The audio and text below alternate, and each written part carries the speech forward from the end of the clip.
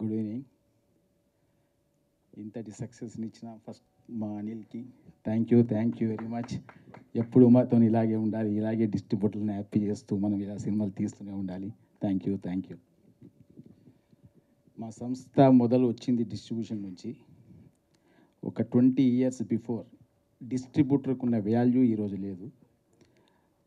ఒక డిస్ట్రిబ్యూటర్కి రెస్పెక్ట్ లేదు, ఒక డిస్ట్రిబ్యూటర్కి గౌరవం లేదు.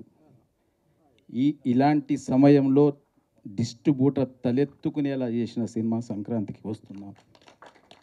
ఇవాళ ఈ డిస్ట్రిబ్యూటర్లు అందరూ వచ్చి ఇలా కూర్చొని చూసి చాలా రోజులైంది.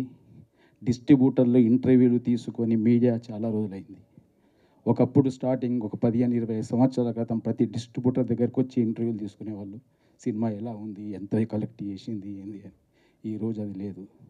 ఒక సినిమా ఇంత కలెక్ట్ చేసింది అని మీడియా, ప్రొడ్యూసర్స్ ఎవరికి వారే ఫిగర్లు వేసుకుంటున్న రోజులు ఇవి.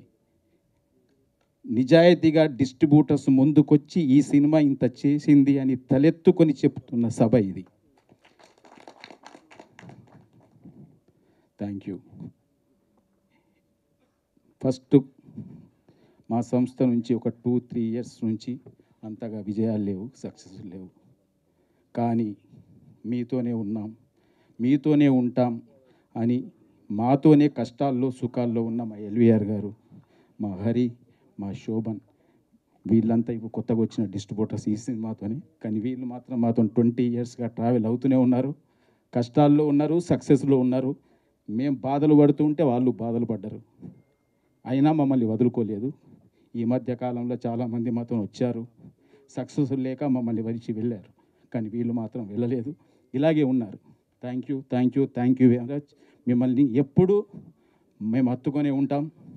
మేము ఇండస్ట్రీలో ఉన్నన్ని రోజులు మిమ్మల్ని వదులుకోం, మేముతో దూరం కాం. Thank you very much. Thank you sir. Thank you so much sir.